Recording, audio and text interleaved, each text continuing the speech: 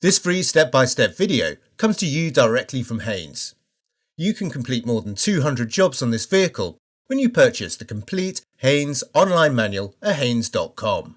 Reach under the steering column and pull the bonnet release handle. Push the safety catch to one side and lift the bonnet.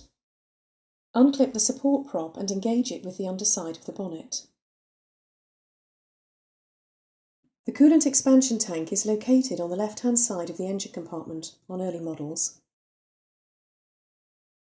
and on the right-hand side on later models.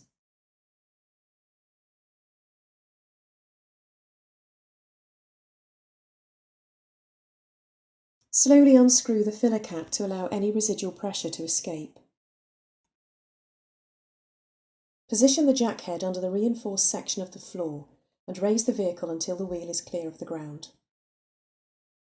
Support the vehicle with an axle stand under the reinforced section of the floor. Place a suitable container beneath the left-hand end of the radiator. Unscrew the radiator drain plug and allow the coolant to drain into the container.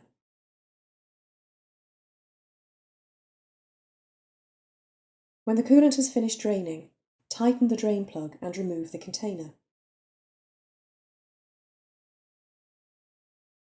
Remove the axle stand and lower the vehicle to the ground.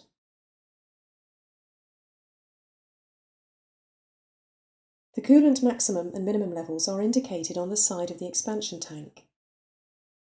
Using a funnel to minimise spillage, slowly add a 50-50 mixture of antifreeze and water to the expansion tank. Bring the level up to the maximum mark. Start the engine and allow it to run for only 2 minutes, while increasing the engine speed to a fast idle several times. Switch off the engine and top up the coolant level.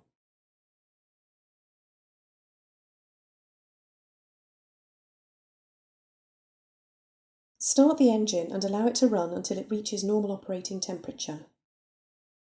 Stop the engine and allow it to cool. Then recheck the coolant level.